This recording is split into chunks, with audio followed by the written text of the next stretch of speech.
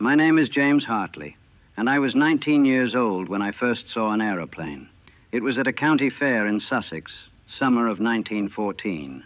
A flimsy thing of wood and canvas, sputtering and coughing as it circled the field. Everyone stood there gaping at it like it was magic. I suppose it was, in a way. I was studying engineering at Oxford when the war started. The other lads were all rushing to join the infantry, talking about glory and doing their bit. But I'd seen that aeroplane. Couldn't get it out of my head. The idea of flying, of leaving the earth behind and soaring like a bird, it seemed like something from a dream. So I applied to the Royal Flying Corps. They needed pilots desperately. The whole air war was brand new, you see. Nobody really knew what they were doing yet. If you were young, educated, and had decent reflexes, they'd take you. The life expectancy wasn't good, but we didn't think about that. We were going to be knights of the air. The training was brief, too brief. 6 weeks and they called you a pilot. We learned to take off, to turn, to land without killing ourselves. Some of the lads didn't make it through training, stalled on approach or spun in during a turn. We'd have a funeral and then get back in the cockpit the next day. I got my wings in April 1916. They pinned them on my chest and told me I was being posted to a squadron near Arras. Reconnaissance work, they said. Flying over the lines, taking photographs, spotting for artillery. It sounded almost civilized. My father shook my hand when I left. My mother cried and made me promise to be careful. I told them not to worry. I'd be thousands of feet up, safe from all the nastiness on the ground. I really believed that. I didn't understand yet that the sky had its own kind of hell. I arrived at the aerodrome in May.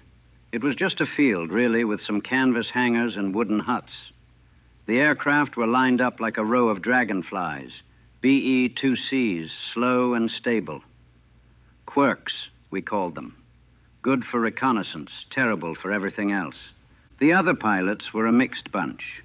Some were veterans with dozens of missions under their belts. You could tell by the way they didn't talk much, the way their hands shook when they lit their cigarettes. Others were new like me, trying to act confident and mostly failing. My observer was a chap named Lieutenant Peter Ashworth, older than me, 25, with a calm, steady manner. He'd been up dozens of times already. Stick close, do what I say, and we'll both come home, he told me. The important thing is to keep your head. Panic kills more pilots than the Germans do. I nodded like I understood. I didn't. They briefed us the night before my first flight. We were to fly over the German lines near Vimy Ridge, photograph their trench systems, and note any unusual activity. Simple enough. In and out in 90 minutes. Watch for Archie, the squadron commander said. That's what we called anti-aircraft fire. Archie. And keep your eyes peeled for enemy scouts. The Fokkers have been active this week. I barely slept that night. Kept thinking about the flight, running through the procedures in my head. Take off into the wind. Climb to 8,000 feet. Follow the compass bearing. Don't stall. Don't spin. Don't die. Dawn came cold and gray. I walked out to my aircraft, B-2341. That was her number. The mechanic had her running, the rotary engine popping and crackling. The whole machine shook like it wanted to tear itself apart. Ashworth climbed into the observer's seat in front of me, settling in with his camera and his maps. I pulled on my leather helmet and goggles, my hands clumsy with nerves. Ready? He shouted over the engine noise. I nodded. Wasn't true, but what else could I say? I pushed the throttle forward and we began to roll. The tail came up, the wheels bumped over the grass, and then, miracle of miracles, we were flying. The ground dropped away beneath us. For about 30 seconds, it was the most beautiful thing I'd ever experienced. The patchwork of fields below, the morning sun breaking through the clouds, the sense of freedom and possibility. Then we turned east toward the lines, and I saw no man's land for the first time from above. That's when the beauty died. From 8,000 feet, you could see everything. The trench lines snaking across the landscape like scars. The shell holes, thousands upon thousands of them, pock-marking the earth between the lines. No man's land looked like the surface of the moon. Gray dead, lifeless. But it wasn't lifeless. I knew that. Down there, men were living in those trenches, dying in them. The tiny specks moving along the communication trenches were human beings. The darker spots in no man's land were corpses. From up here, it all looked so small, so meaningless. We crossed into German airspace at 06:47 hours. I remember checking my watch. Ashworth turned and gave me a thumbs up, then got to work with his camera, leaning over the side to photograph the enemy trenches below. That's when the Archie started. I saw the first burst before I heard it, a black puff of smoke that appeared off our left wing, maybe 100 yards away. Then another. Then the sound reached us, a dull crump that you felt in your chest as much as heard. More bursts. They were finding our range. The shells exploded around us, and the aircraft bucked and shuddered in the blast waves. Shrapnel whistled past. I could hear it even over the engine noise, a high, deadly whine. "Keep her steady," Ashworth shouted. He was still trying to take photographs, but his hands were shaking now. We all shook. You couldn't help it. I gripped the stick tighter and tried to hold course. Every instinct screamed at me to turn, to dive, to run.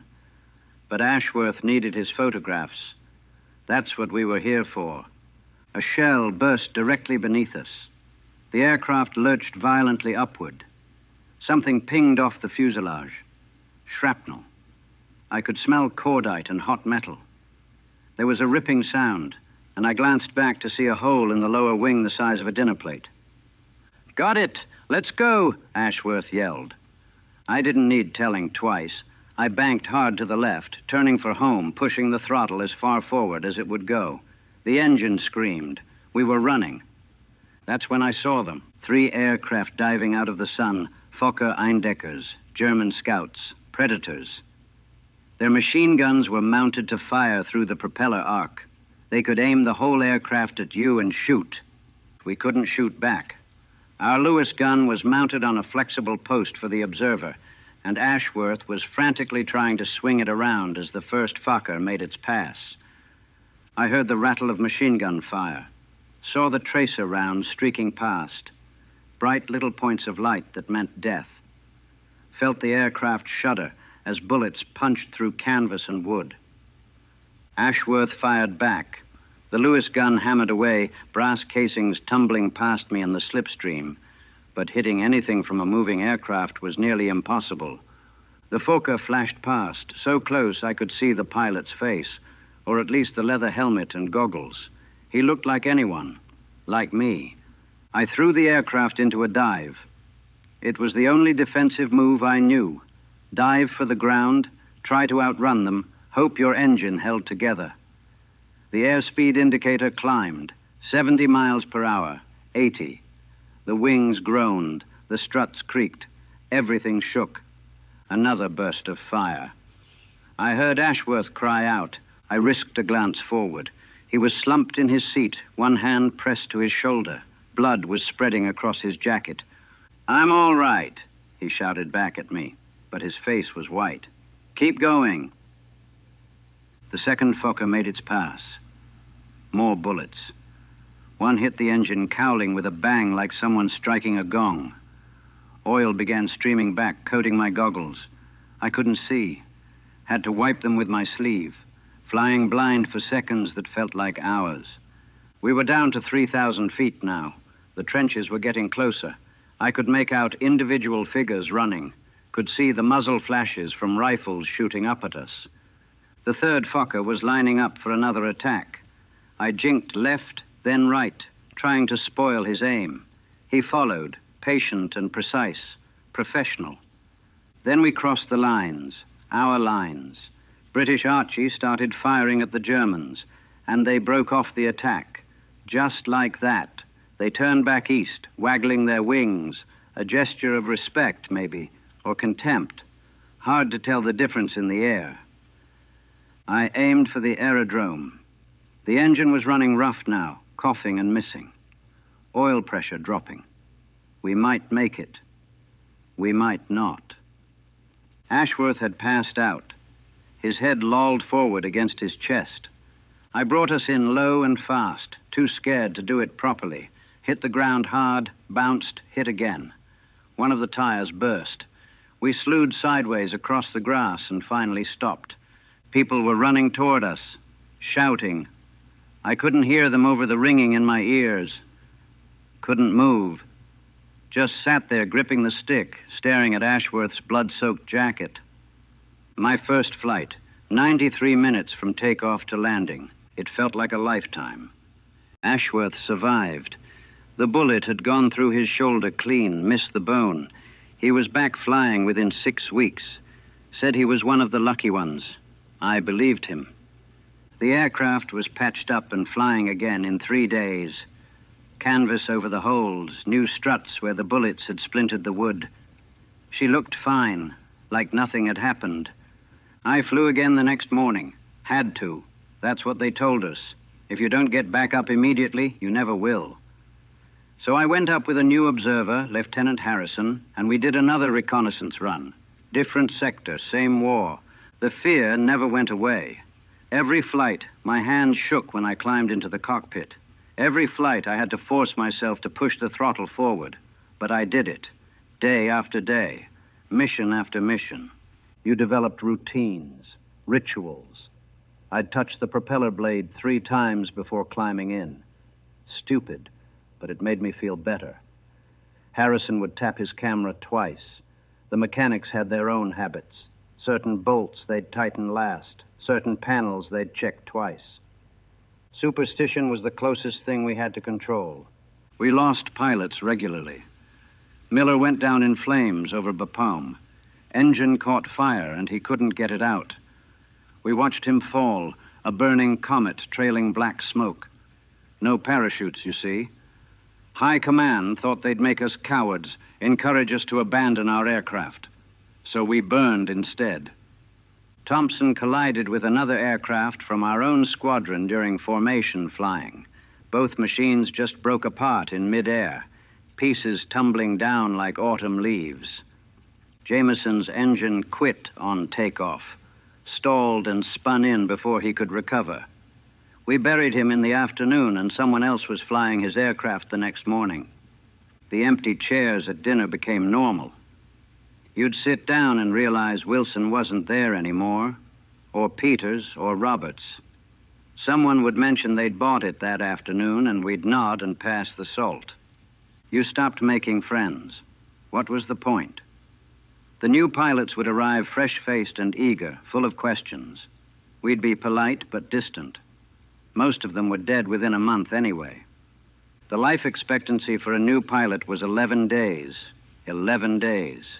Once you'd survived that, your odds got better. But not much better. I kept flying. May turned to June. June to July.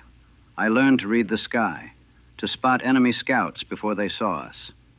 Learned to throw the aircraft around in ways they never taught in training. Learned which clouds gave the best cover and how low you could dive before the wings came off. Learned to compartmentalize. Up there, you focused on the stick and rudder, the compass and altimeter, the sky and clouds and sun. You didn't think about the men in the trenches below or what the photographs would be used for. Didn't think about the burning aircraft or the friends who weren't coming back. You just flew and survived and flew again. The worst part wasn't the combat. It was the waiting. Sitting in the crew hut, playing cards or reading or writing letters, knowing that any moment the orderly might walk in with mission orders. Knowing you'd have to climb back into that fragile machine and go up into a sky full of things trying to kill you. Some pilots couldn't take the waiting, started drinking heavily or developed mysterious ailments that kept them grounded. One chap shot himself in the foot, claimed it was an accident. Everyone knew it wasn't. They sent him home. I envied him sometimes. Then I'd feel ashamed for it. August 1916. I'd been flying for 4 months, That made me a veteran, an old man at 19. We were doing 2, sometimes 3 missions a day. The Somme offensive was grinding on below us, and they needed constant reconnaissance, artillery positions, troop movements, damage assessments. We photographed it all. I'd stopped looking down, except when necessary. Couldn't bear to see the ant-like figures in the trenches anymore. Couldn't bear to think about what was happening to them. It was easier to focus on the instruments, on the mechanical tasks of flying. Then came August 17th. We were on a late afternoon patrol, me and Harrison, when we ran into a pack of German scouts, 5 of them. Albatros D2 is newer and faster than the Fokkers. Painted in bright colors, reds and greens and blues, like tropical birds, beautiful and deadly. They came at us from above and behind, classic ambush. Harrison got the Lewis gun working, but we both knew it was hopeless. 5 against 1, and they had every advantage. The leader made the first pass. I heard his guns, felt the impacts as bullets walked up the fuselage toward me, pulled into a steep turn, and he overshot, but the others were waiting. They took turns, professional, efficient, like they'd done this 100 times before. One would attack while the others circled, waiting. No wasted ammunition, no rushed shots. Harrison's gun jammed. He was fighting with it, trying to clear the stoppage, cursing. Blood was running down his face from where a splinter had cut him. I was throwing the aircraft all over the sky, turning, diving, climbing, side-slipping, doing everything I'd learned and some things I invented on the spot. The BE-2C wasn't built for aerobatics, but I didn't have a choice. A bullet hit my seat back. I felt it impact 6 inches from my spine. Another burst. The engine stammered. Oil pressure dropping again. Temperature climbing. We were dying up here 3,000 feet above the Somme, and there was nothing I could do about it. Then the engine caught fire, not dramatically. Just a flicker of orange under the cowling, then flames licking back toward the cockpit. The heat hit my face like opening an oven door. Harrison saw it, turned and looked at me with these wide, terrified eyes. We both knew what came next. We'd seen it happen to others.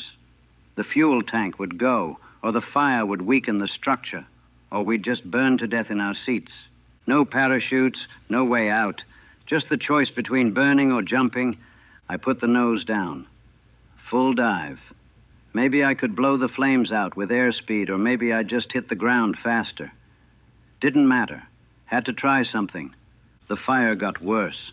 I could smell my own hair singeing. The leather of my helmet was getting hot.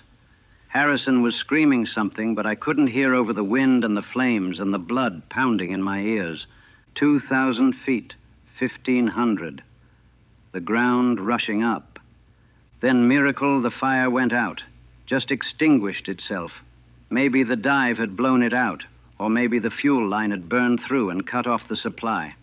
I didn't know, didn't care. But the engine was dead. We were gliding now. A powered aircraft turned into an engineless glider. And we were still over German lines. I aimed for a shell hole, big crater in no man's land between the trenches. It was the only clear spot I could see. No choice anyway. We were going down whether I wanted to or not. We hit hard. The undercarriage collapsed immediately. We slid across the mud and fetched up against the crater lip. The impact threw me forward against my straps, knocked the wind out of me. For a moment, everything was silent. Then the shooting started. Both sides opened up. British and German trenches, both firing at us. Maybe they thought we were the enemy, or maybe they were just bored. Bullets snapped and whined around the wreckage. Harrison and I scrambled out and threw ourselves into the shell hole. Lay there in the stinking mud while bullets kicked up dirt around us. The aircraft was already being torn apart by rifle fire. We stayed there until dark. 6 hours in that hole, pressed into the mud, not daring to move. I could hear wounded men crying out in the darkness, could hear the rats, could hear the shells falling and the constant chatter of machine guns. This was what the men in the trenches lived with every day, every single day. And I'd been flying over it, separated from it, thinking I was somehow above it all. I wasn't above anything. I was in it now, in the mud and the death and the horror. Just another piece of meat waiting to be ground up by this obscene machine. When full darkness came, we crawled back toward our lines. Took us 3 hours to cover 200 yards. Made it into a British trench just before dawn, covered in mud and blood and worse things. They sent us back to the aerodrome in a supply truck. Harrison's hands wouldn't stop shaking. Mine wouldn't either. I flew again 2 days later, because that's what you did. But something had broken in me during those 6 hours in that shell hole. Some last piece of innocence or hope or humanity. I understood now. There was no beauty up there in the sky, no glory, no honor, just different ways of dying, and the sky was no cleaner than the mud below. I made it through the war, survived until November 1918, flew 247 missions, shot down 3 enemy aircraft, got a Distinguished Flying Cross and a promotion to captain. They called me a hero, invited me to speak at schools and recruiting events. Young boys would look at me with shining eyes and ask what it was like to fly, to fight in the clouds, to be a knight of the air. I'd smile and tell them edited versions. Left out the burning pilots and the friends who didn't come back, and the 6 hours in that shell hole. Left out the fear that never went away, and the way your hands shook every time you climbed into the cockpit. Told them what they wanted to hear. I hated myself for it. After the armistice, I tried to go back to normal life. Finished my degree at Oxford, got a job as an engineer, met a nice girl named Elizabeth and got married. Had 2 children. From the outside, it looked like I'd made it through all right. But I hadn't. Not really. I couldn't stand in closed spaces anymore. Couldn't ride in cars. The sound of the engine brought it all back. Couldn't watch the clouds without calculating altitude and wind direction and thinking about where the enemy scouts might be hiding. The nightmares came regularly. I'd be back in the cockpit, engine on fire, ground rushing up. Or I'd be in that shell hole, bullets snapping overhead, trapped forever. Or I'd see Miller's aircraft burning, falling, burning, forever falling. Elizabeth tried to understand, asked me to talk about it. But how could I explain, how could I tell her that every time I heard an aircraft overhead, and they were everywhere now, the war had changed that, my heart would start racing and my palms would sweat and I'd have to fight the urge to find cover. I went up one more time, in 1925. A friend had a small aircraft and offered to take me flying. Thought it might help, might give me back something I'd lost. We took off and climbed to 1,000 feet. I looked down at the peaceful English countryside, green fields and tidy villages and church spires. No shell holes, no trenches, no death. I started crying, couldn't stop. Had to have him land immediately. Never went near an aircraft again. The men I'd flown with, the ones who survived, we'd meet occasionally for reunions. Sit around drinking too much and talking about everything except the war. But you could see it in their eyes. The same haunted look we all had, the same damaged places. Some couldn't live with it. Thompson shot himself in 1923. Graves drank himself to death by 1930. Harrison, my observer who'd survived that burning aircraft with me, walked out into the Thames in 1927. They said it was an accident, but we all knew better. The war had just taken a little longer to kill them. I'm 71 now. The Great War ended 53 years ago. They don't call it that anymore. It's World War I now, since we had to go and do it all over again. Young men today know it from history books. Old newsreels, stories their grandfathers tell. They don't know what it was really like. How could they? The photographs don't capture the smell or the fear. The films don't show you what it's like to watch your friends burn or to spend 6 hours in a shell hole waiting to die or to climb into a machine you know might kill you and do it anyway because that's what's expected. They romanticize it. The Red Baron and dogfights and daring pilots make it sound like a grand adventure, like a game. It wasn't a game. It was slaughter with a prettier view. People ask me sometimes if I miss flying, if I ever wish I could go back up into the sky. They expect me to get nostalgic about the freedom of flight, the thrill of it. I don't miss it, not for a second. That sky was full of death. Every time I went up, I was gambling with my life and the lives of men depending on me. Every mission was Russian roulette with better odds, but the same stakes. The real tragedy is that we learned nothing from it. 20 years later, they were doing it all over again. New aircraft, new weapons, same lies about glory and duty. New generation of boys turned into killers and corpses. My son wanted to join the RAF in 1939, begged me to support him. He'd grown up hearing sanitized stories about his father, the war hero, seeing the medal in its case on the mantel.